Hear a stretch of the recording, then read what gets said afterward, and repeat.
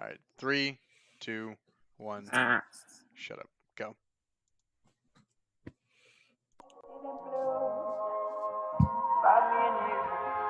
And I think to myself, what a wonderful world.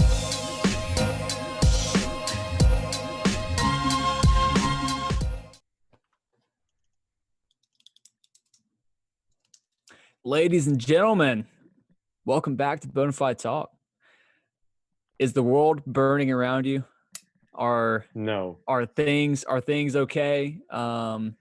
If you're watching the news, you probably think that. I've been guilty as charged today of thinking that the world has been ending. We'll see. Stay tuned to see if it actually does. Who knows at this point? But anyway, this is Bonafide Talk, guys. This is Wednesday, November 4th. Day after Election Day. Chaos is still unfolding, so we'll see where it goes. We're going to talk a little bit tonight about some things going on, and then we're going to keep it cool and talk about something other than the election, because that's all we're hearing about right now. So anyway, as always, I got Brian Edwards. We got Blake Manzer. We got Cameron Campbell. What's going on, fellas? What's going on? Hello.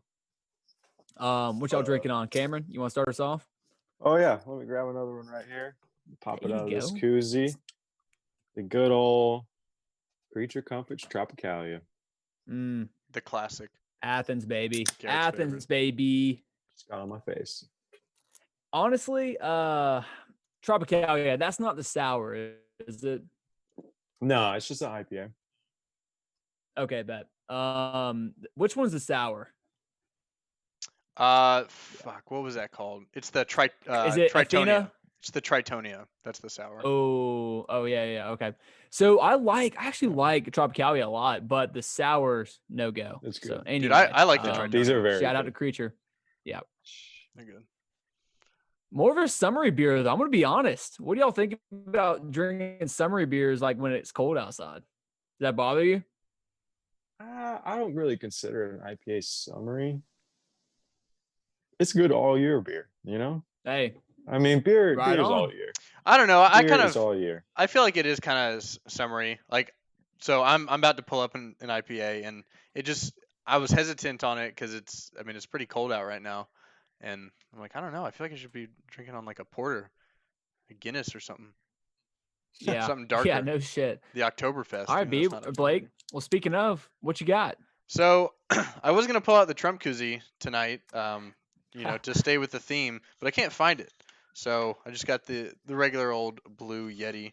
But inside we have a mango India Pale Ale from the local Palmetto Brewing Company brewery out of Charleston, South Carolina. Sweet. Pretty good. Palmetto? Yeah, Palmetto. It's Does South that have Carolina. anything to do with the armory? Or is Well, that an area? Palmetto is like South Carolina is known as like the Palmetto State. Like Oh, okay. yeah, that so like makes palmetto sense. bugs, cockroaches, those are from, I don't know, they're called palmetto bugs here for some reason. Huh. You learn palmetto, something every day. palmetto trees, palm trees.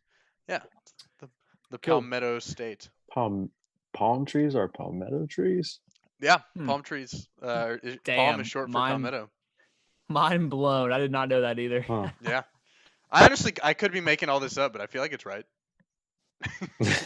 Well, Yeah. isn't the palm tree in the little isn't the palm tree in the little crescent moon? Isn't that South Carolina? Yeah, Yeah. yeah. All right. Okay. Well, Putting things hold on. together. Let's cut to Brian real quick. Brian, is your drink of the night? Did I just spy a cup of coffee at 7:30? Dude, Okay. is that a PSL? Not coffee. woke Oh, With a sore throat today, so Starbucks has this little concoction that's supposed to help that. So it's my Is it second one tea? of the day. They got to. Starbucks. It is cures a all. tea, citrus, honey, some shit. I don't know, Is but there my any throat feels turmeric in better. there? So probably some of that too. Yeah, You I know got what this So cures, green that's what I'm tea. drinking tonight. Yeah. you know what cures a sore throat? A glass Enlighten of 180 proof bourbon will cure a sore throat. Well, Is that what? I would go hit some of it, but Mao in the chat kind of killed that. Oh, Mao. Yes, What's he old did. Mao Shout out to saying? Mao. Good Sour Lord. skin take. Just kidding. I told him to kill it. Yeah. I supported him Yeah. since God. his liver did not. Yeah, though. for our listeners,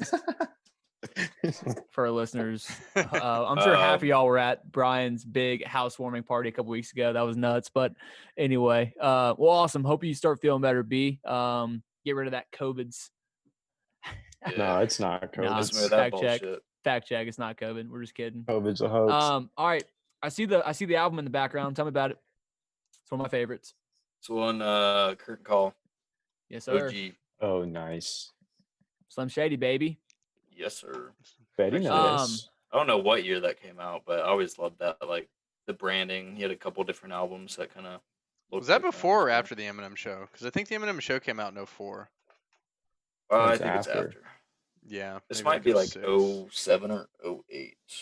I can't remember. But. Yeah. All right, fellas. Well, awesome intro. One thing I want to talk about, we kind of missed out on this in October, and I didn't really prep y'all for this, so I just want to see where y'all's heads are. One thing I got a lot of value out of, in our September episode, or one of our September episodes, was kind of being very intentional about goal setting for the month, writing it down, actualizing it, and then heading for it. Anything on tap, guys? I can start off if y'all want me to. I'll kick us off. Go for it. Okay, yeah, go for it. All right, fellas. So y'all didn't hear me with a what I'm drinking on over here tonight Oh shit. because my November is sober. Sober November. Wow. So no brew November.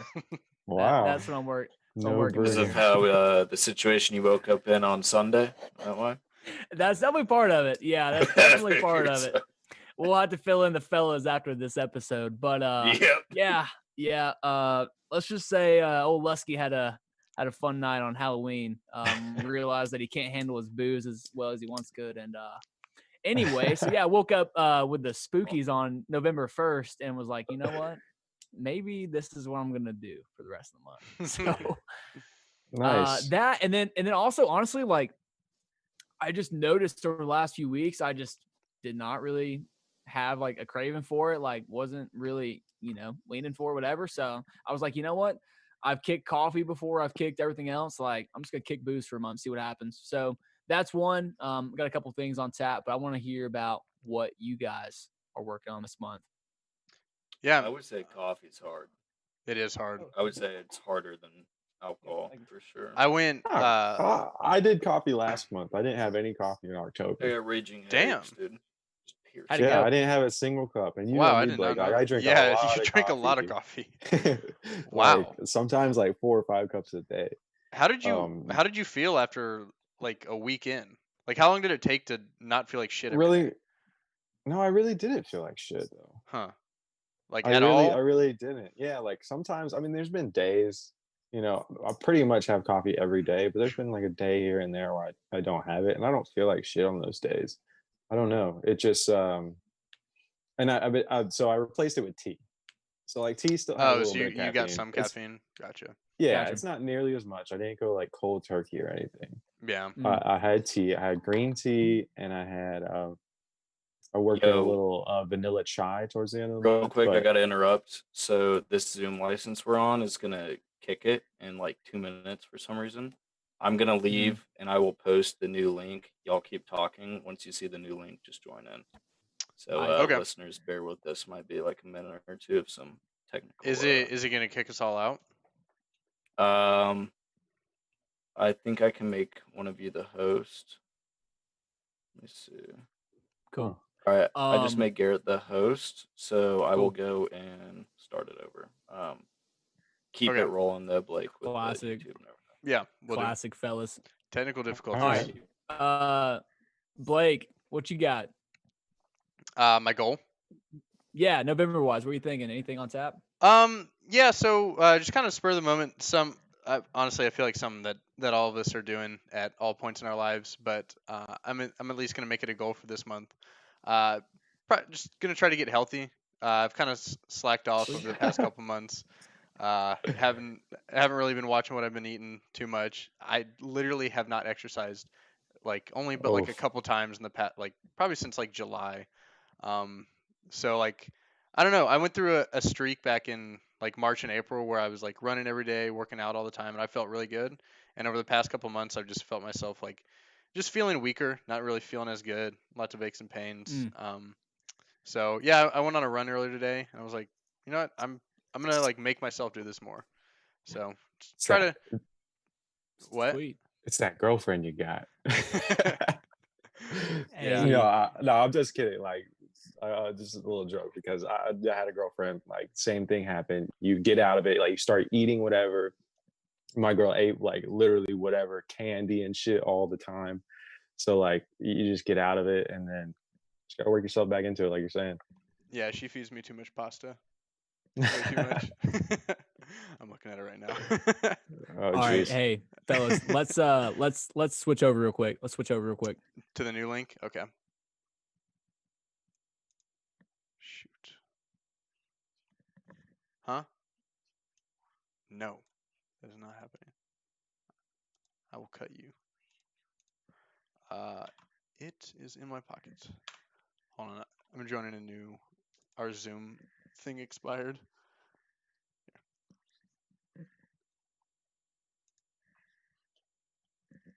I'm about to. Sweet. No, we get Cameron come over. Hello. I bet. All right, keep it rolling. All right.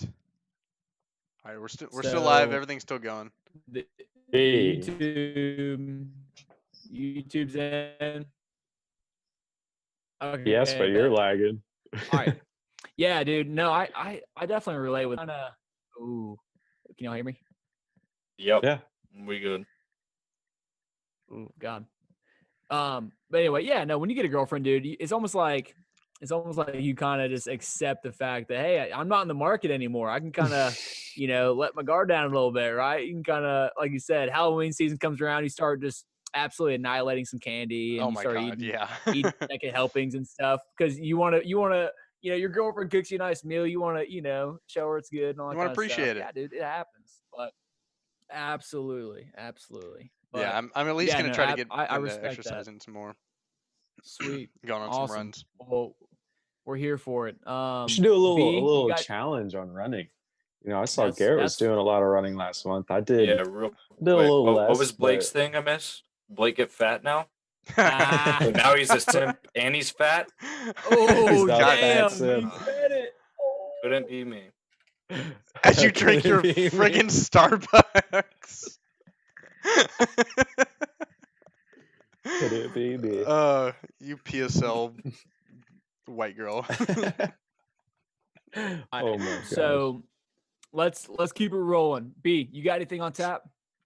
Well, I was doing a really good job of walking every day for like probably 2 months, and then I got sick this weekend. I've not been in the gym in like 2 days, and I feel fucking terrible. Yeah. So, It's like it's but yeah, part I built not good being habits. healthy, part getting out of a rhythm, right? Like out of a routine type deal. Like both kind of contribute to feeling like shit. I can relate to that. It's like very low energy the past 2 Yeah. days. So, Well, you got anything on anything you've been thinking about or? so what my normal routine was for about a month and a half, and I mean I'll resume it whenever. I mean this happens every year when it gets a little cold. My body like just kind of gets shocked. And it takes about a week to bounce back. So I walk every day and listen to my self-storage podcast. There's about 70 of them, and I wanted to be caught up because I started from the first one, and he's still pumping shit out every week. So Yeah. by the end of the year, he'll probably be at number 75, and I'm on like 40 something right now. So I knocked out a good bit. Cool. So I just want to be caught up to start 2021 off to where like what he's podcasting every week. Like I'm current, you know what I mean? So I'm getting current information and stuff. Yeah.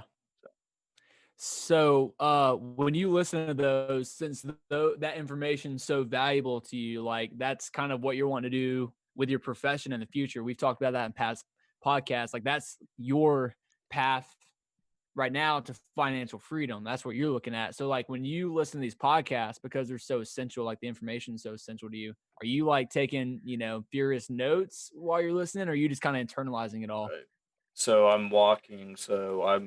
I've got like the way I compress information is listening very well, and then like taking a couple key points, writing them down, and then coming back like that night or normally at work when I first get to work, like the hours of 7:30 to like 8:30 are mine to work on personal stuff.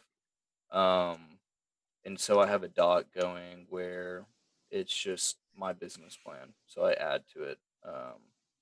And I get a Cool. couple key takeaways from every episode. I'm just, you know, been building that out. So in a year and a half, when it's time to make that first bigger investment, I've already got the roadmap. So Awesome. Well, Nice. sounds good, man. That's awesome. So yeah, just kind of like what we talked about a couple weeks ago on our goal setting episode is just, being intentional about stuff that we want to accomplish.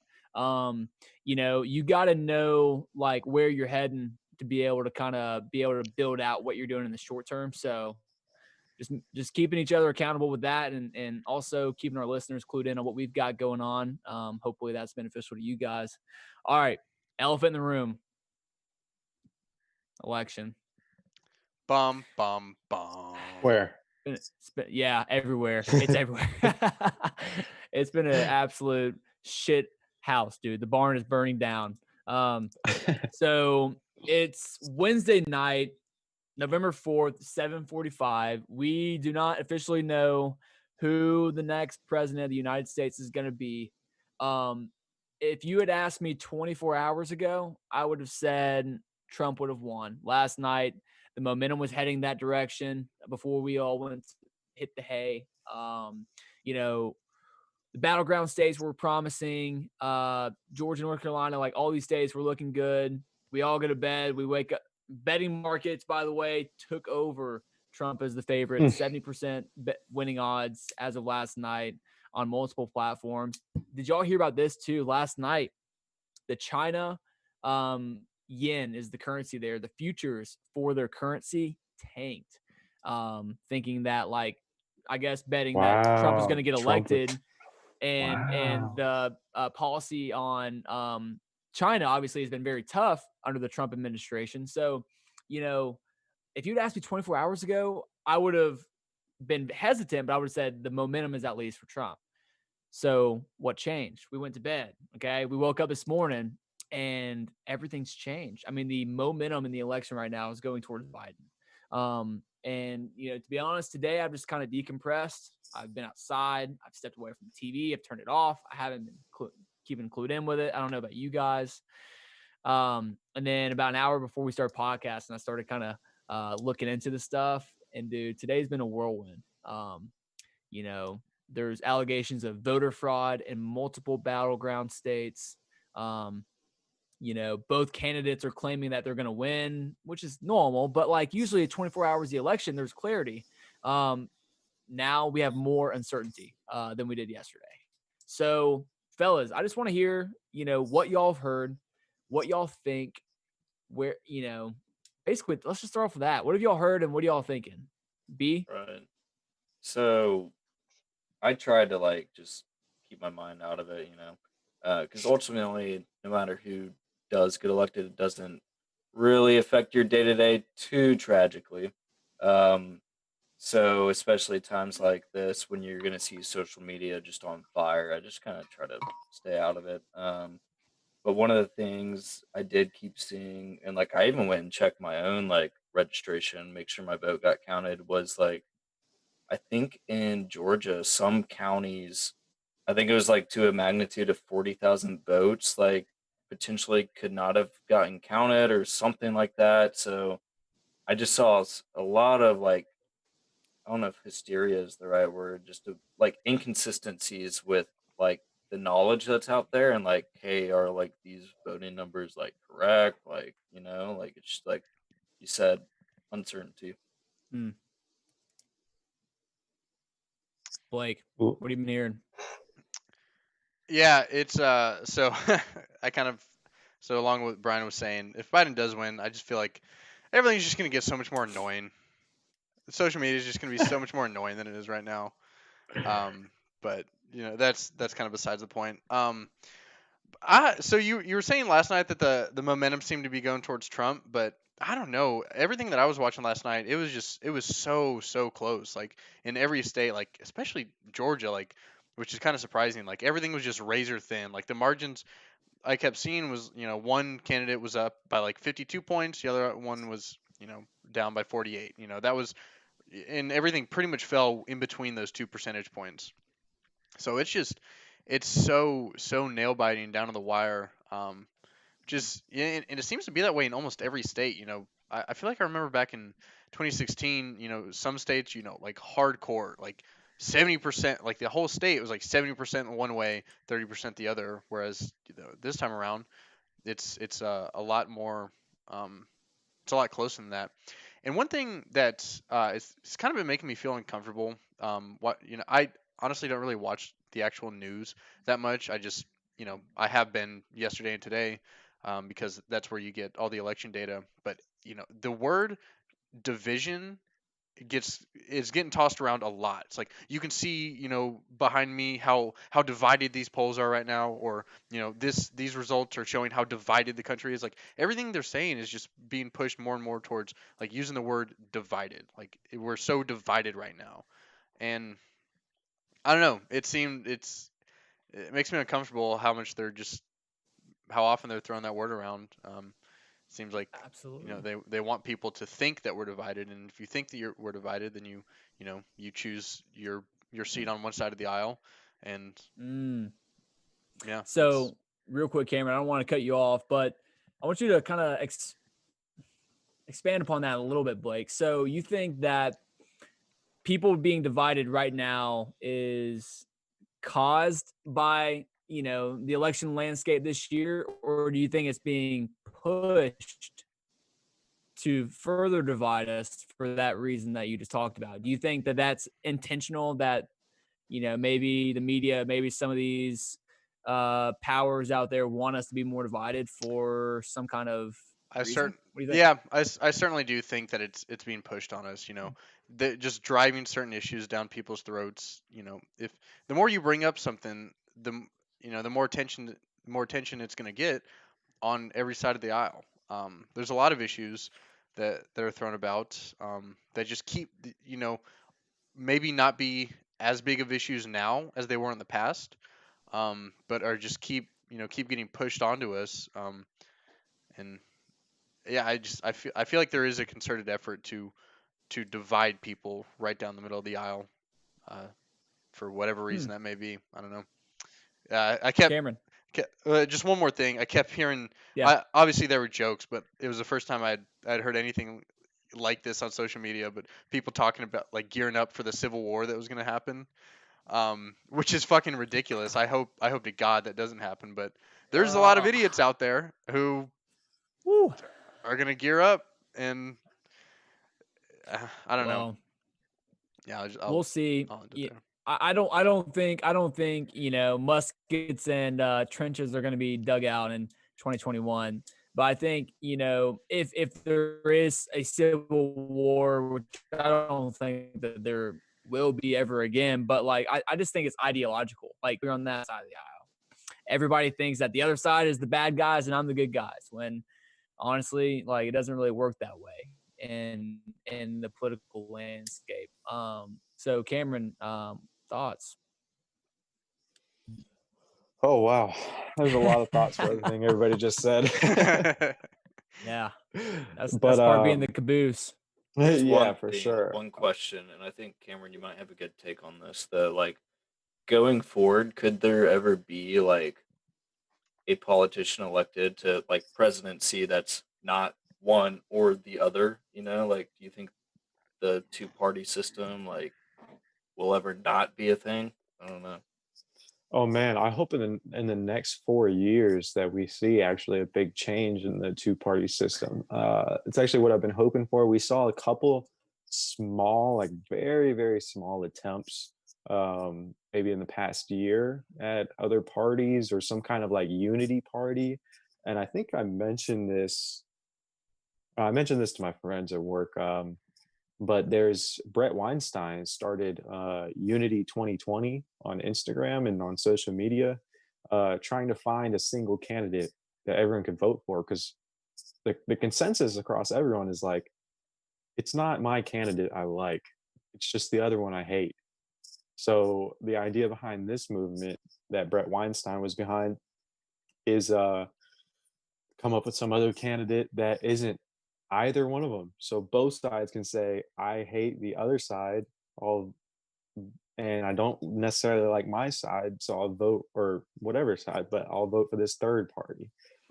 And Joe Jorgensen, like the Libertarian Party, like that was kind of a joke. Like, and it's so hard for third parties to get in there. But I think we'll see big movements on social media. Might even see like multiple parties, like a more liberal party come out, and then a more right wing party come out. And I think that's kind of always how it should have been. In my head, the number 5 is a good number for like a more radical side on either sides of the wings, and then more centrist, but still on their sides of the aisles, and then like an actual centrist party. It's kind of how I've always seen it and thought it should be. So hopefully we see that in the next 4 years for sure. Like I'm hoping for that. Hey Cameron, so you're talking about the Unity 2020 thing being started by Brett Weinstein. Yeah. Do you know what happened with all that? Yeah. He got taken off of Instagram. Inst- He got so I didn't. removed, censored. So he got the account got. Well, I didn't know about Instagram, but I guess off Instagram. But also, the Unity 2020 Facebook page was taken off of Facebook, and the account was banned on Twitter. Yeah, Facebook and Instagram. Yeah, that's kind of what I meant. But yeah, Oh, okay, yeah, Twitter, and everything. Twitter too. Yeah, Like a party completely. that's trying to bring like rational people who disagree on certain issues, but can look objectively at things, was banned. Like I just don't understand why. And I think It's that just just goes to show how deeply entrenched the two-party system is in the United States, and how much power the Democrats and the Republicans have, and have had since, I guess, the Civil War, when the Democrats and Republicans were, I think they became the two dominant parties at that point, like right after the Civil War. Or the impact of censorship and big tech. yeah, definitely there's the censorship and dang it, that actually kind of threw me off. I was gonna say something to what Blake said, but so go ahead. I was Who? just kind of poking. Well, I wasn't. let me Neither. interject here. If you guys can hear me okay. Sorry, I'm having some internet troubles, I guess, tonight. Just learned that from the YouTube chat. But anyway, so what I was gonna say, going off of big tech, is I kind of want to talk about their role in the election over the last like 24, 48 hours. I've been kind of on Twitter a little bit today, just trying to like get some information from a few trusted sources and just kind of like looking around. And I mean, the same issues that we've been dealing with over the last, couple months, however long, are continuing on right now, if not getting worse. I don't know if any of you guys heard about the story circulating right now that has kind of been popularized by President Trump, is vote dumping going on right now in Michigan and Wisconsin.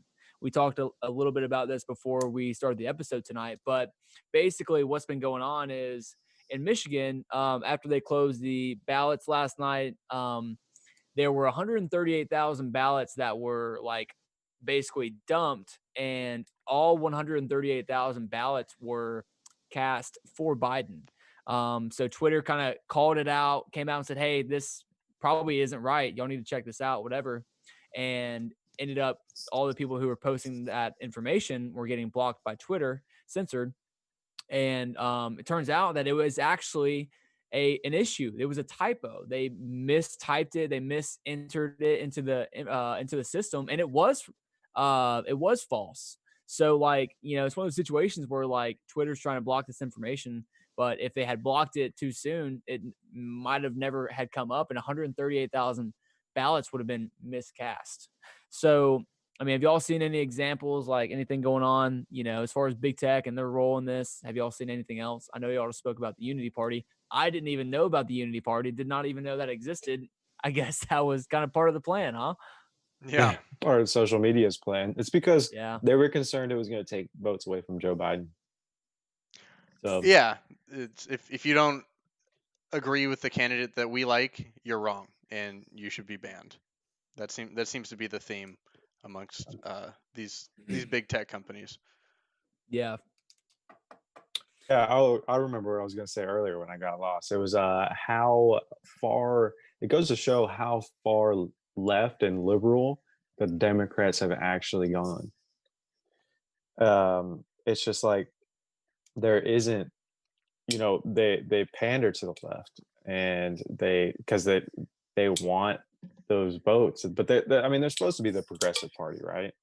But the leftist ideology, I just sunk that shot, by the way, has just infiltrated the Democratic Party so deep that they're willing to even literally be fascist. Like the anti-fascist movement, Antifa, is like a leftist movement, but they're literally censoring people and being fascist inside of these major corporations, and it all comes out of the colleges, like we talked about before with the newspapers, and we talked about the New York Times and the education system and that link. And that's where it all comes from. And all these people that are working inside of all these big tech companies came straight out of these colleges where they were taught by liberal professors and taught a lot of leftist ideologies. Yeah. Yes, certain people who have taken a lot of economics classes in their accounting major and MBA, they're being fed a lot of very left leaning And then information. they just spew that liberal bullshit all over everyone's faces. All right. Well, so we have in here the election has to be done by December 6th. What does that even mean? Does that mean all votes It means counted? Christmas is everything gonna suck reconciled? ass. Dude, I don't know. Matt was talking about that to me earlier. I don't know exactly what the details are on that. I honestly, I hope that's the case. I hope we have this shit figured out by December 6th. I hope that this thing is expedited, because the longer that this thing goes on, I mean, the more uncertainty. And when there's uncertainty, people, anxiety has, a vacuum to dwell in. And when when 350 million people are anxious, bad things are probably going to happen. So sooner we get this shit figured out.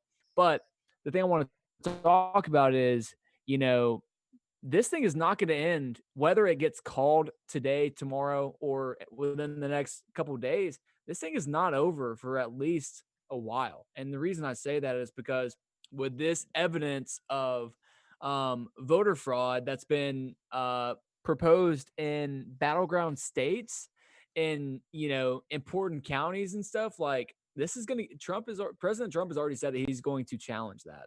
And also with the presence of the Pennsylvania, have y'all heard about that? Did y'all see Pennsylvania extending their ballot acceptance until Friday, 3 days after after election day? Had y'all heard about Yeah, that? everyone's acting like No. this shit is normal.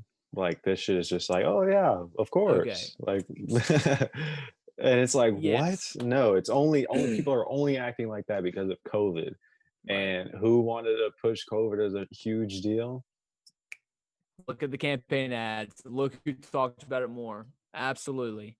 So, what I was going to say is expounding upon that, upon the Pennsylvania ballot thing, is basically they are accepting non-postmarked ballots until this Friday. So what that means is if you send in a ballot to your county or to your precinct or whatever, it'll be counted as long as it's sent in before Friday. And when it's not postmarked, you don't know who it comes from, where it comes from, when it was sent. So, let's think No, yeah, about I think it's the when it was sent is key, because I heard a for lot sure. last night. Like, if it's postmarked today, then they'll accept it. But if it's postmarked after today, so I guess if they're accepting until Friday, I don't know how fast their mail could actually work. I doubt it's one day, but that pretty much means that they could vote today, and it would Right. count Friday.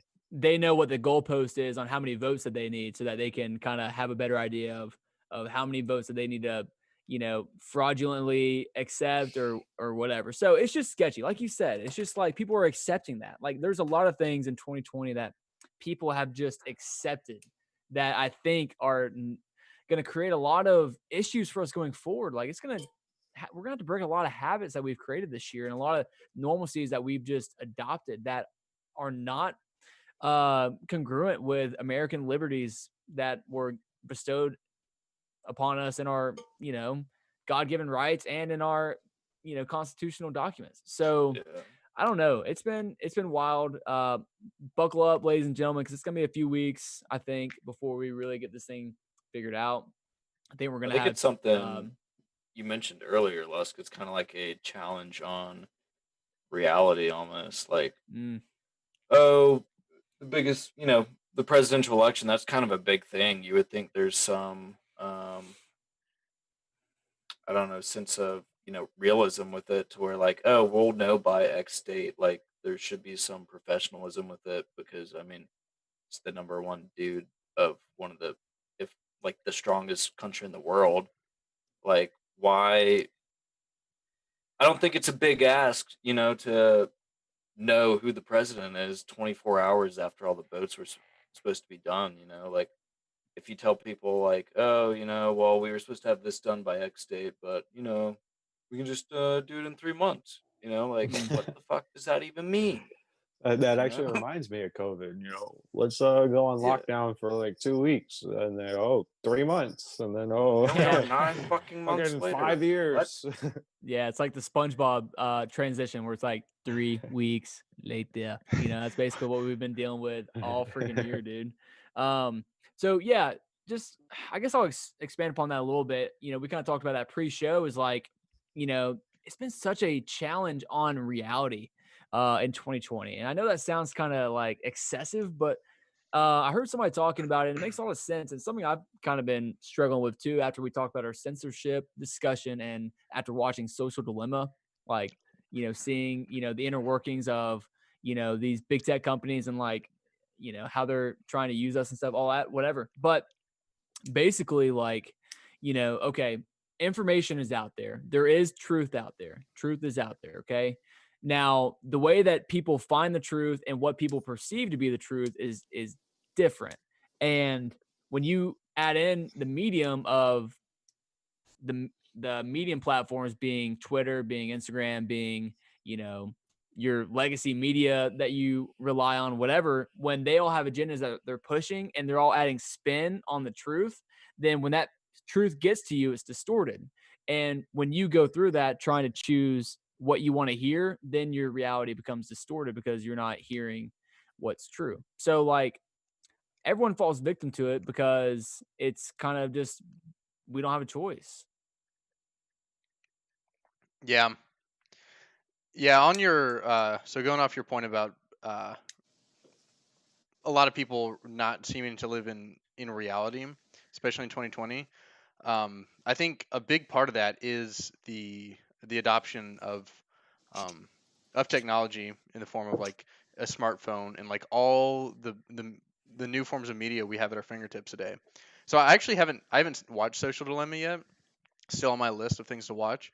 But I'm halfway through a podcast right now, um, listening to the guy who came out with that film, Tristan Harris.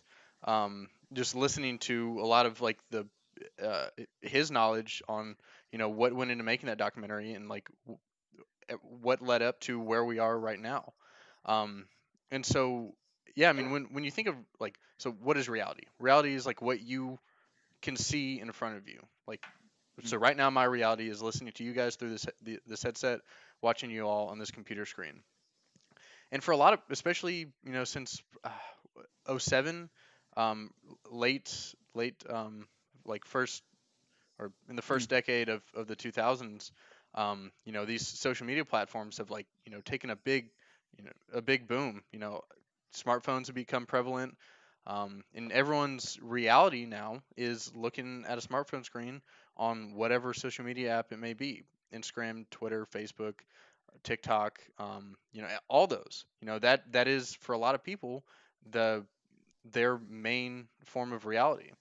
And when you're exposed to such a massive amount of voices and people, then that those are the thoughts that are running through your mind. And so a lot of issues seem to be worse, or at least seem to see worse. They seem worse than they actually are, because you're hearing all these different voices through a screen, rather than dealing with the problems that are in front of you on a day-to-day basis.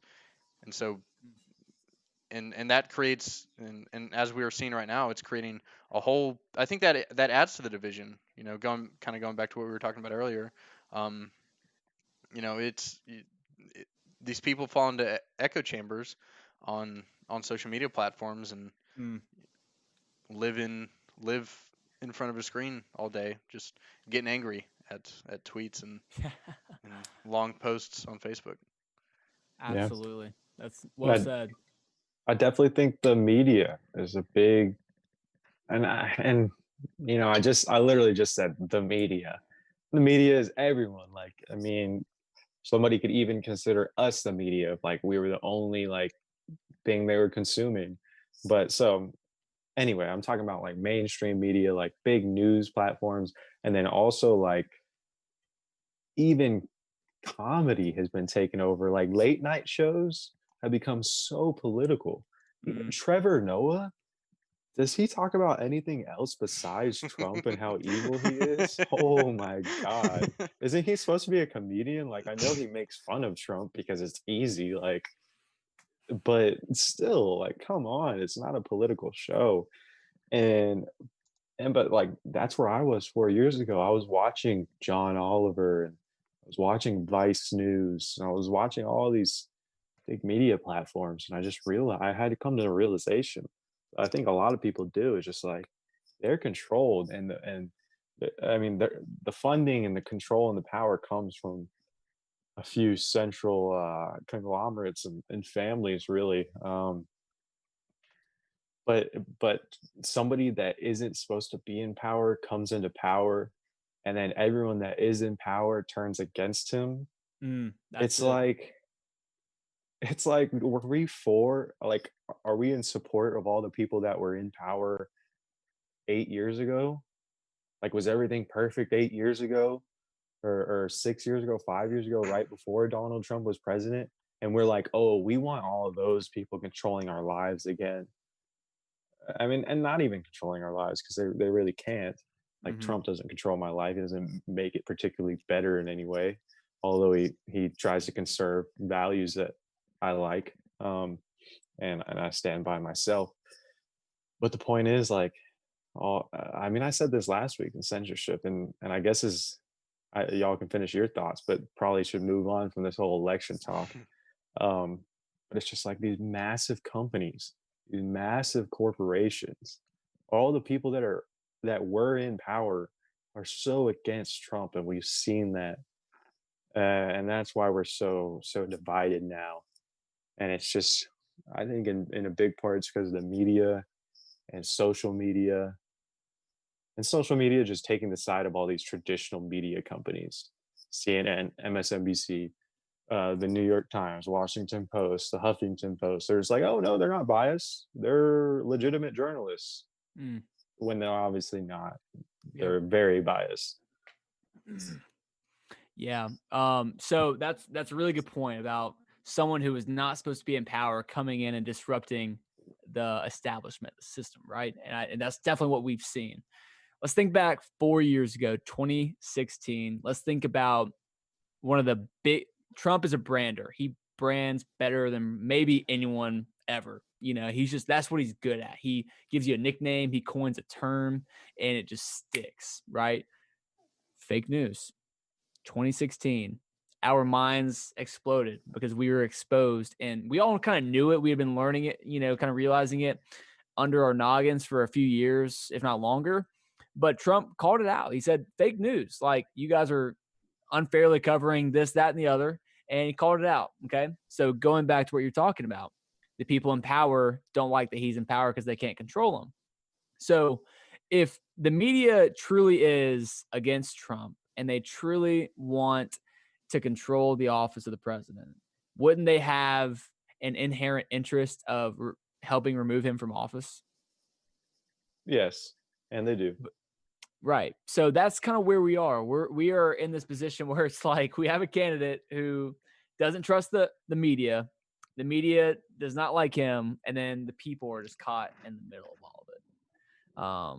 And now the people, I think, have kind of opened their eyes to a lot of stuff. Like me personally, I mean, my eyes have been open to a lot of this stuff, like the establishment. Like I didn't really, I knew the term 4 or 5 years ago, but I didn't know what it meant. I didn't see it, but we've been exposed to it. We've seen it now, and I don't know, it's crazy.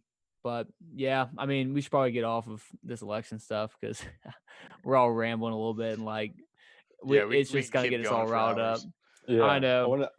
I actually, because of what you just said, I want to say one more thing. It's not even like political necessarily, but it's just that when you get to talking about corruption and everything with people on the other side of the party, you can really make a lot of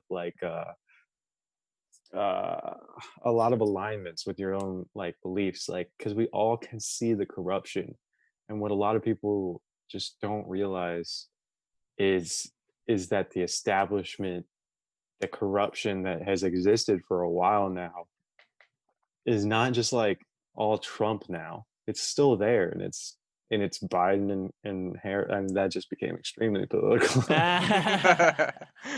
the swamp. No, but I mean, like I said before on the election podcast, they're backed by the establishment and everything. But you can make those you can find common ground on the corruption is my main point. Yeah. And I've been able to break through a couple barriers, even if I can't completely make them aware. And you can't make anybody aware of anything. That's all you can hope to do is when you're having conversations, break through a couple barriers and get them a little bit closer to that point.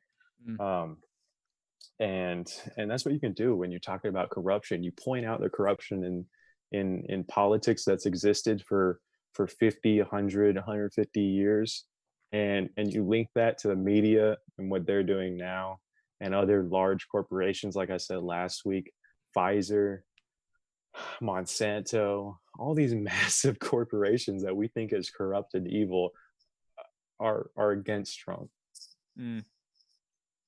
Yeah, no, I there's correlation for sure, but listen, we're not I want to make this disclaimer. It's not really a disclaimer. I just want to point this out. Like, we are not a conspiracy podcast. We are not all inherently conspiracy theorists. Yeah, right. Cameron's like, wait, what the hell have I been doing for 15 episodes? What am I doing here? But where are we? And I had this conversation earlier.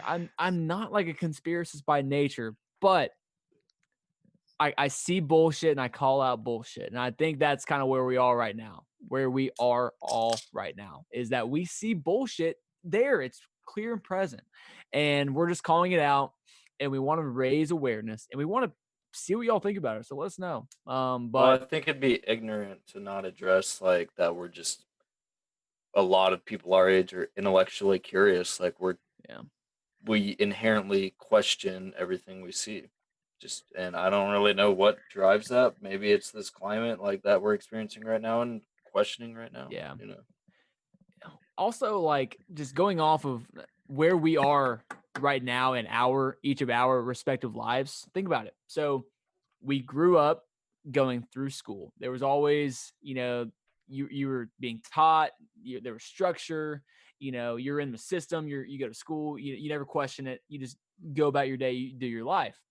Then, we all went to college. We all had at least a stint at college, and we saw what that was like, just continuation. We saw different people, different cultures, cultural backgrounds, different perspectives. And now we're out of that, and we're starting our lives. We're making decisions for ourselves. We're deciding how we spend our time, deciding how we want our futures to go. And now we're, like you said, intellectually curious, and we're trying to piece together this crazy world that we have been given, that we now find ourselves moving forward. And so anyway, that's why us four are here on the screen talking to you guys. comments because we're trying to piece that shit together in our heads and amongst each other and fuel conversation with you guys listening and hope that we all can become better for it. Let's shift it over to our listeners. I mean, we got a list of questions here, and we also have a lively chat tonight. So Lively. Yeah, I I think heard we I can was probably hit on these that we have listed, and as we talk, I'm confident our chat will pull some shit up. Which one of us four is getting shitted on most in the chat right now? Is it me? You, absolutely. Yeah, it's you.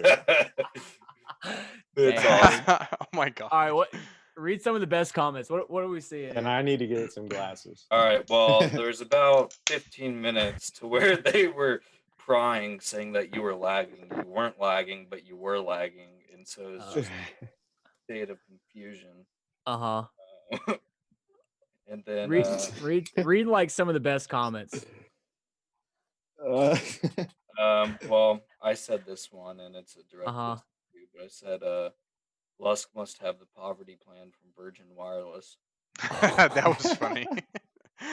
Damn, I'll take it, dude. And then Potts had a couple iterations of saying, "Is Lusk still coming in and out for y'all?" And then Brigham backing up saying yes, when in fact you were not. And then Brigham tried to say that your glasses had lagged off your face when you were still wearing your glasses. Damn. And then we also had some comments. Oh shit, they're coming at you, Brian. We wish Coach Naaman and Jeffries had a podcast. Oh god, dude, I'd be a loyal subscriber. Yeah. And now I'm starting. I wouldn't. I would not. Not a chance. I'd listen to that. Yeah. All right. Okay, that's a question for you guys. If you could pick somebody in, I don't know, anyone to start a podcast, it could be two people, it could be a group of people, whatever. Who would you pick? Who would you like love to listen to? It could be famous people, it could be people you know, anybody. Matthew McConaughey and Morgan Freeman. Oh my dog. Damn, that was. So it's just two voices you want to hear all the time. Yep. Just like butter. I would actually like a podcast from like Jeremy Clarkson. I don't know if y'all know. I know Brian knows who he is. He was a host of Top Gear for a long time. He's very he doesn't censor himself. You know, that's one thing I love about him. Very off the cuff. And you know, he's a funny guy and a British accent too, you know. Listen to some British guys talk for a while. Real quick, Brigham had a good one. Elon Musk and Chandler Wald. Oh my god. Yo, have y'all seen Elon Musk talking to like the richest guy in China or one of those gurus in China? No. Have y'all seen that? No, I've seen the my thumbnails God. for that. But You isn't need to the watch Chinese that. guy like a complete dumbass or something? Chinese guy sounds like a fucking idiot. And Elon Musk is just like, you can see a couple times, and then a couple times he's just like, I disagree with that. Like he just comes up, he's like a Chinese Gary Vaynerchuk, but also like more chill, like right, like a Californian Chinese Gary Vaynerchuk. And is he like American or is he like in China? Like no, a China he's like Chinese. Oh, okay. But he speaks English, like I mean, yeah. And in a lot of his videos and stuff, like, and when he's talking to Elon Musk, of course he's speaking English and stuff. But Elon Musk is just like, no, I don't agree with that. He makes some very wild claims and like these weird philosophical ideas. It's just like, okay, that doesn't quite line up. But yeah, y'all should look into that. It's funny. Cameron, I think you and Alex Jones should have a podcast. Ooh. I need somebody else with us. Fraud. It can't just be me and Alex Jones. I'll be the moderator. I'll gladly be the moderator. No, I don't want to drink anything that turns a fox gay. Oh my god, dude. Well, that's why I got the goblins are chasing you around, dude. That's why I have a zero water in my fridge. No, I'm just kidding. I'm just. But no, what's his name? Oh shit. The fighter that's Toe- on Joe Rogan, Blake. What's his name? Toe Rogan. The No, fighter. no. Yeah, the jujitsu guy that is always on with Joe Rogan and the other guys, and then he comes on when Alex Jones is on, like the second to last one he was on. Oh my God, what's his Oh, name? Eddie Miller? Bravo. Eddie Yeah. Bravo. Eddie Bravo. Yeah. Oh my gosh, I couldn't think of it. Yeah. And yeah, I'm more in line with him, so I would need like Eddie there, and I would need somebody else, maybe somebody that is like anti-conspiracy theorists, like yeah. somebody that Michael Shermer. could give us a devil's advocate point of view, and like we could all just get it out there on the table. I like it. I don't would- need I to be would there. listen. I would just listen to Eddie Bravo and Alex Jones and somebody Dude. devil's advocate Yeah. for a while. So I'd love to hear David Goggins start a podcast. I mean, he That posts would be great good. content. He posts great content right now on Instagram. I encourage you guys to go check him out. Like whenever, if it's in the middle of the day and I come across a David Goggins post, I know I'm about to like get fired up and go get shit done. But dude, his stuff is just incredible. Like his mental toughness, like just the things that he preaches, just unbelievable. Like if you can just have a tenth of the drive and mental fortitude that David Goggins has, you're going to be successful. I'd love to hear daily content from him, but you know, I don't know. That's a good question. If I don't know. Anyway, what are y'all's thoughts? Anything else from the chat right now? From the chat. They just said, yeah. Garrett said Toe Rogan, and then he said I spilled some beer, which I definitely did. Let's see. Do we want to move into some of these written in questions? Yes, Yeah, I let's think go that'd be on to good. some questions. All right, So let's timely. yes. Reed just joined the chat. Oh, Weed Bowman. Yeah, so episode 14, co-host Reed. We spoke a little bit about this earlier. For all of you guys who did not hear about this, state of Oregon today or yesterday on their ballot voted to decriminalize all drugs, including specifically heroin, cocaine, and they've actually in this ordinance allowed the mental health usage of the drug in mushrooms. I don't know the name of the Psilocybin. Psilocybin. Thank you. They've legalized using that as a mental health treatment. And it's interesting too because Did they legalize fentanyl? Oh wait, that's already legal. My bad. There you go.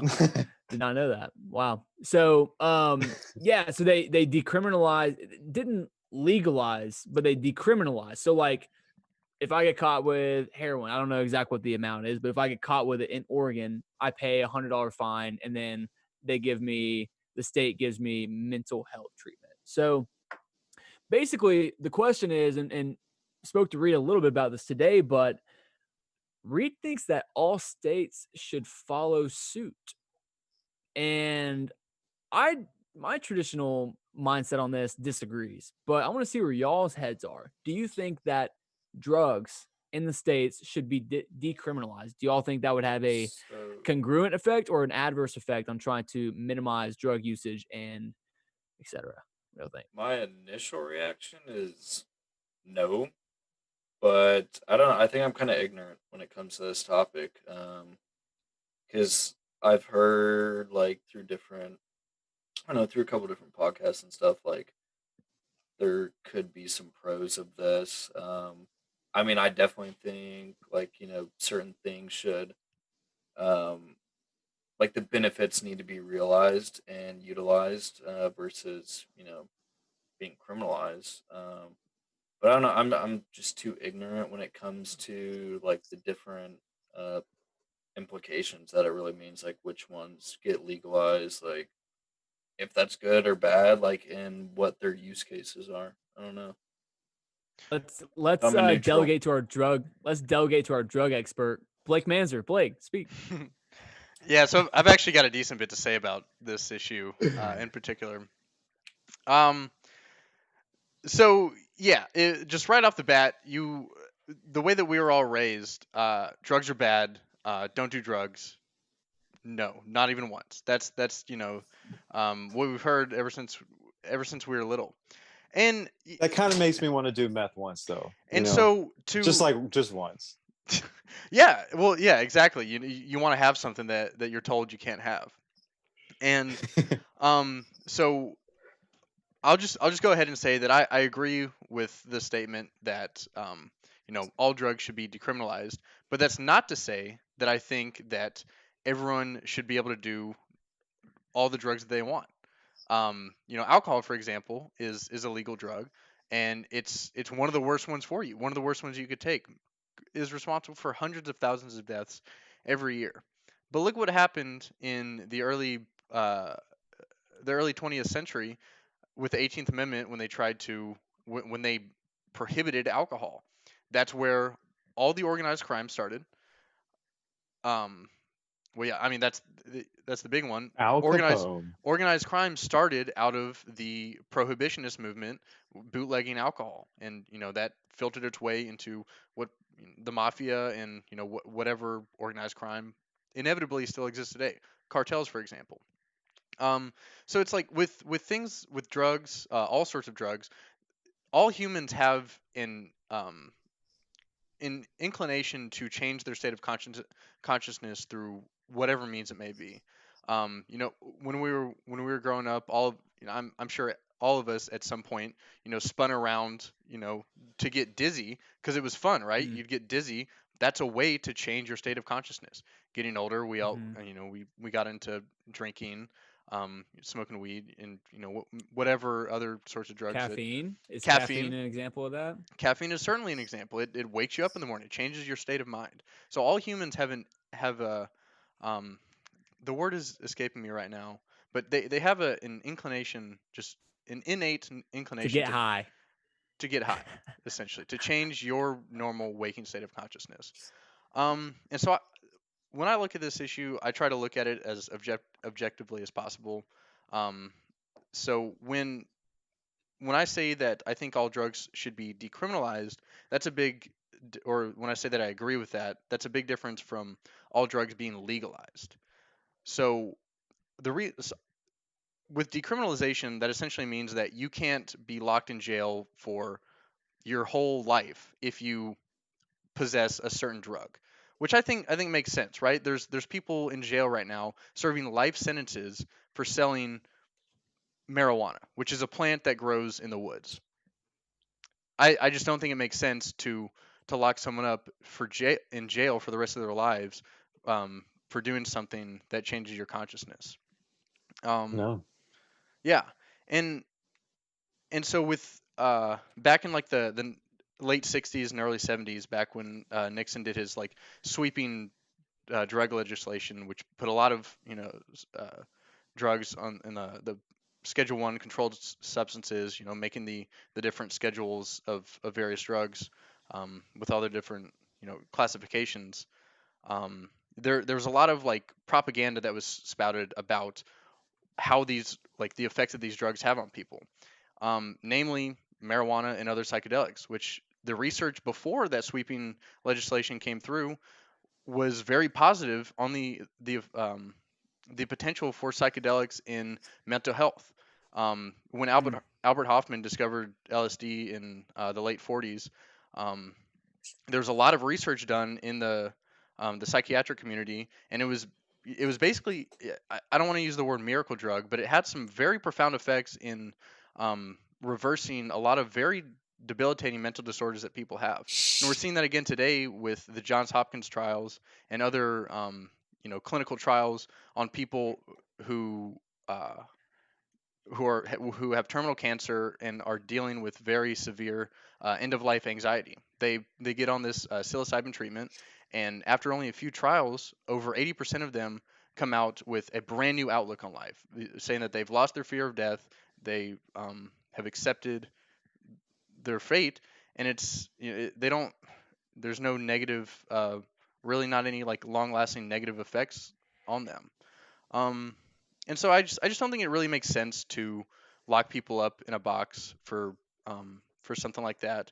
And I think also um, the resources, the vast amount of resources that are put into fighting the war on drugs could be better spent somewhere else. Since the 70s, we've seen a massive scale up in police around the country, going around the Constitution to break into people's houses for violating some anti-drug law. And a lot of this, I feel like a lot of that's unnecessary. Trillions. I think there's been over $6 trillion spent on the drug war since it was started back in the early 70s, and Wow. the rates of drug usage have not changed. Well, they haven't declined, that's for sure. And I think especially recently, the rates of opioid usage has increased, even with the vast amount of Yeah. resources spent towards fighting the war on drugs. And also, ask your parents, what was Mexico as dangerous as a place as it is today to go to when they were kids? Answer's probably going to be no. The cartels didn't have as much of a hold on the government in Mexico as they do today. And Mm. what do cartels do? They thrive off the illegal drug market. They, you know, they do what they can to sell illegal drugs and into the black market in the United States. And so I think if you treated it as something that isn't as if you treated it as not a criminal offense, then people who Mm. use drugs, if they're not locked up in jail and actually can get help for whatever debilitating thing that's going on in their life, causing them to use some hard drug, I think the resources could be better allocated towards improving people's lives. I mean, all of us, I feel like if let's say heroin was legal, I don't think any of us would go out and just shoot up heroin. My life's pretty good. I feel like Mm. y'all's lives are pretty good. Mm. None of us want to. We know the harmful effects of drugs like that, and I don't think any of us want to mess up our lives in that way. But there's a lot of people out there whose lives suck. Um, there's a lot of people out there who want to escape from reality and um, use something that's going to So help that's them where do that. the rehabilitation comes in that you're talking about. Maybe allocating money towards uh helping fix people opposed to incarcerating them and then just hoping that the system fixes them. Is that what you're saying? Right. Yeah. I mean, so the point of jail is it's like supposed to be a rehabilitation process, right? But we all know that most people who go to jail end up coming out way worse than they went in. You're locked in a cage for X amount of years, probably not going to be much better than you were when you came in. But you could better use those resources on using psychiatrists, people with degrees, clinicians, people that are like it is their job to help people Mm. get back on their feet. Help reverse whatever path led them onto getting addicted to some dangerous drug like heroin or cocaine, something like that. Hmm. Last thing I'll say on this, and this kind of just goes down to like my core my core belief is I don't think that anyone should have the right to tell grown adults what they can and can't put into their own body. I think that's ridiculous. As long as it's not infringing upon someone else's liberties and it's not harming the people around them, which, you know, in certain cases, being addicted to drugs does harm the people around you, namely your family. But I don't think the government should have the right to tell you what you can't put in your own body, especially if it's a plant that grows out of the ground that humans have been using for 10,000 years. God damn Hmm. I agree. it. And yeah, Wow. I'll end my rant there. My mic drops. Cameron, you full on agree. Oh yeah, for sure. I mean, Wow. you look at places like Portugal. Portugal did this a while ago. I think early 2000s. Okay. Portugal made all drugs legal. Literally, people could shoot up heroin on the streets. But I think all that would happen was they would get a ticket or something like that. I don't. I'm really not positive on all the stuff that would happen in Okay. Portugal. But I think they would get like a ticket or something, and they would have to go see some kind of rehabilitation person, like at least see some kind of counselor or something like that, Mhm. to at least talk about their problems, which I think is very important. Like some people just literally don't have anyone to even talk to about their problems, and then they'll just turn to drugs. And then drugs are all they care about. Just, I need money for drugs, like, and that's all they care about. They don't care about anybody, or nobody cares about them. Yeah. So I think Portugal, and I mean Amsterdam and the Netherlands. I think they did that. And I think they're Switzerland did positive it, I'm pretty results. sure. I would probably need to do more research into specifics, but I mean, I like the idea of of Oregon doing that. The problem is Oregon doing that. I kind of wish it wasn't Oregon, maybe a Yeah. different state, because right now it's going to be essentially a proof of concept. Like business. You open up that first place, and it might not be that big, and it might not be everything it's going to be one day, but it's a proof of concept that this can work. And I don't know if Oregon's going to do that properly. I mean, I hope they do for sure. But I mean, I haven't liked the way Oregon and specifically Portland have been handling things recently. So who knows how that government's going to handle this one. But I do think it is important that we stop criminalizing people, like for what Blake said, putting whatever they want into their own body, and we use the funding of the police. This is one thing I've been talking about with people that I just have conversations with, is we shouldn't defund the police. We should change the idea of the police, and change specifically who are police, because right now it's underfunded as far as salaries and stuff. Sure, like I had like good moral ideas of wanting to protect my community when I'm a kid, like when you're thinking about what you want to be later on in life. But that always comes down to like being a superhero or something. It's never like, oh, I mean, at least for me, I know it is for some kids, and like that's great that they want to be a police officer. But also in the back of my mind was always money. And I knew the money wasn't there. Like I knew the money wasn't there for police, for teachers, for anybody really to do with the government. Right. So that was never like I want to grow up and become a police officer, because I always wanted to provide, an exceptional amount for myself and my family. Just part of ambition, really. But so it's more of the idea behind the police state and the war on drugs that happened, like Blake said, in the 60s or 70s with Nixon and all that. And one thing that has happened is hemp itself. We've seen CBD a lot in pretty much every state, because one, the legalization of marijuana, like THC, recently in multiple states for medical use, and CBD. And then Trump passed that farmers bill back in 2019, I think he passed in 2018, but it went into effect January 1st, 2019, for the legality of growing hemp in the United States, which I think is huge.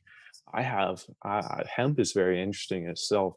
I've heard a lot about it, and I've been very interested in it. And maybe one day I want to start a company or get into the business of hemp, the hemp industry, some way. If I had the capital, I'd probably get in right now. But yeah, these different countries. So, I mean, basically, I said a lot, but these different countries that have done it already with drugs, legalizing drugs, and then like what they do after that, Blake said counseling and stuff, very important, instead of the policing and the criminalization of it. And then everything surrounding it, as far as like actual uses, hemp.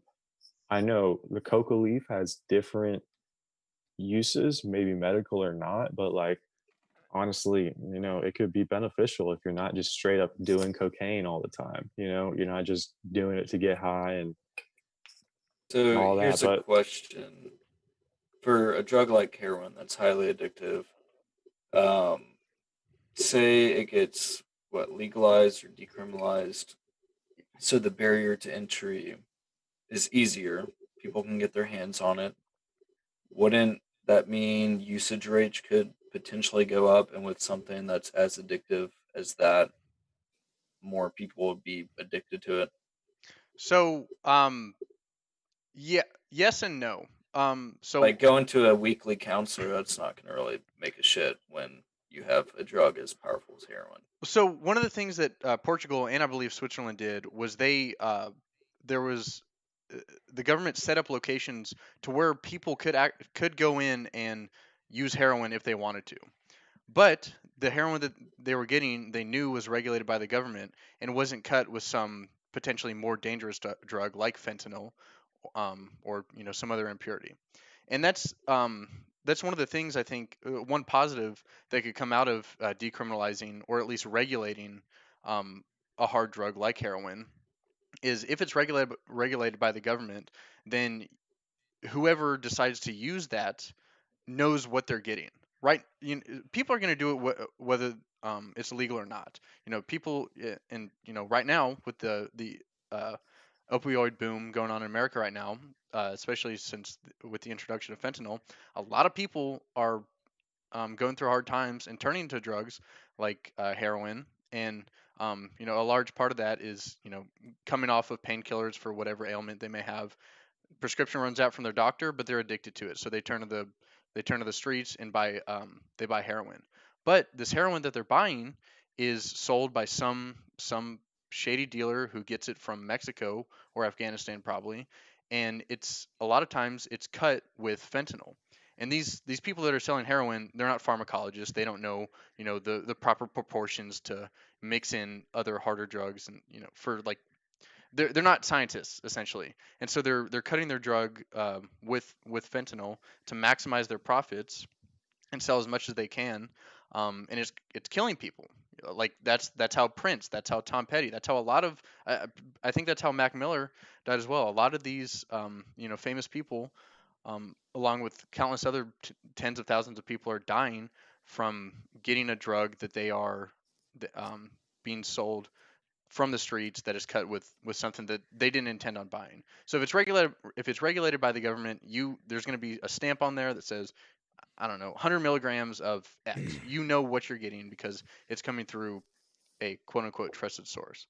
But talking about if it becomes legal, aren't isn't that going to lead to more people doing it? Maybe. So there was actually an experiment done. I think this is also back in either the 70s or the 80s, studying the effects of addictive drugs like heroin on and how they could potentially affect humans. Just getting some more science into it. And so the experiment was set up with putting rats in a cage, and they had one, water tank filled with, I think it was cocaine, like cocaine diluted into water, and then another just like regular water source. And so the rats that were in the cage, they figured out the water source that was dosed with cocaine, and they kept consuming that until they died. They kept wanting, they got addicted to it, and it killed them. Mm. And so the experiment was ended. They're like, all right, drugs are addictive. People are going to keep using them. If this gets out of hand, they're going to keep using them until they die. But then the experiment was redone a few decades later. Not exactly sure when, but it was redone um, because the people, so this group of researchers, they were like, well, wait, these rats were stuck in a cage. They were locked up. They got food, and then they had this water source, and they couldn't do anything else. So they created what was called "quote unquote" rat paradise, where they had, they were surrounded by all their other rat friends. I don't know, did what it was like this little haven for rats to live in, and they were given the same two bottles, one with cocaine, one with water, and none of the rats in this rat paradise setup, they none of them consumed that cocaine filled bottle. They enjoyed the life that they have, and so that was enough pleasure for them so that they couldn't seek pleasure in the cocaine filled water source. And they all lived happily ever after, and Ratatouille was made, and they're cooking. Ratatouille. No, but yeah. Rat- So it Hmm. it really just depends on the landscape in which you're living, and this goes back to our reality discussion earlier. If you live in a shitty, like if your life sucks, to put it frankly, you're going to turn to something that makes it not suck, and that could be some drug So that's going to kill you. But if your life doesn't suck, here's then you're not going to turn to that. to that point. Then for the existing homeless, what I've heard is a crisis, like out in California, which would probably span all the way up to Oregon. If you now make it easier for the homeless to get that heroin, like why would they break that cycle? To your point, like being homeless probably sucks, and so that's all they know. So they just have easier access to heroin. Like what Yeah. would make them want to break out of homelessness? So yeah, that's a really good question, and I think that goes into a lot of core issues with the country right now. The boom of poverty going on. Life sucks for a lot of people, and they're going to turn to drugs as that escape. So yeah, that's at a least whole with, other issue. yeah, That's just kind of extrapolated by that drug usage. right. So a couple takeaways. First off, no one takeaway. Reminder: drugs are bad. They're really bad. So know that. Second, okay, so it sounds like the root cause of all this is life sucks, so you turn to drugs, right? So the big question is, how do you not make life suck? And we're not going to answer that, but like that's just something to think about. I guess I'll take that with me to my pillow tonight, just thinking about that. Like, I don't know. Because if we go back to what we were originally saying about drugs, this is a drug, and I don't drink this because my life sucks. Like, that's for sure. Like, I don't think my life sucks at a lot of all. people do, though. Yeah, That's the if thing. you're an is true. alcoholic, You you know? probably don't have the best Right. life, so you turn to alcohol. as your Right. escape. So we're all lucky that we don't have an addiction because we have control over our substance use of beer. But there are people out there who cannot control that. So, well, I guess what I'm saying is like, okay, how can we get to the root cause of helping people not have their lives suck? And that's not something that we're going to answer today, but that's the root. What we kept kind of circling back to a few times. I just kept hearing everyone here say. So, anyway, I think that was a really good discussion. I was actually being facetious saying that Blake was a drug expert, and it took me very shortly after that to realize that he is actually. He sounds like a drug expert. Good God. I mean, dude was dropping knowledge, stats, studies, names, big words, scientists. Like, I was like, oh God, whoa, damn. I ate my words on that one. So thank you for that insight. And I just think it's a really cool discussion. I'll be honest, y'all kind of changed my mind a little bit. Like, I don't know. It's like the fundamental question of, if you don't want somebody to do something, do you tell them that they're not allowed to do it, or do you make it available and then hope that they don't want to do it? It's kind of like that fundamental question. And I think go ahead. Then you make it available. I mean, clearly. Yeah, I mean that's from hearing you guys talk. That's my thoughts with freedom in general, and stuff going on in our country. Yeah, Just more freedom, less control. I know the Republicans have tried to be controlling in the past, but I think a lot of modern conservatives maybe aren't for that. Like, it's all about freedom. I think that's where we can all come together is freedom. Yeah, no doubt, absolutely. Protect personal liberties at all costs. And that's fundamental. We all stand on that. All right, I got a last question for you guys to wrap it up. Okay, like we talked about earlier. Okay, drugs bad. Okay. So as we all know, we have a very contentious election right now. So my question to my three co-hosts is, how would you guys, in your own world, in your own little rat paradise, how would you like for the election to be decided? Anything in the world can work. MMA battle, Trump versus Biden, moderated by Joe Rogan. Dude, oh my God. Do you guys remember like 3 years ago when Trump and Biden were actually beefing. Like Trump was saying that he would like take down Biden in a physical fight. Like before like No. election. I forget the whole Yes. context of the situation, but like Trump was Yes. saying that essentially saying that he would like whoop Biden's ass if they were to fight. They should box. That would be so fucking funny. I don't know about Oh MMA. my I God. don't want to see all that, but they should I have a don't think they boxing could do match. No training, no coaches. Cage Just fight. get into an octagon and just start fucking going at it, like a freaking high school bathroom lunch fight. Oh, all right. Here we go. Do Here we they go. have to? Do they have to take a drug test? I don't think either one of them would pass. Shit. Okay, maybe. But actually, though, who would win in that fight?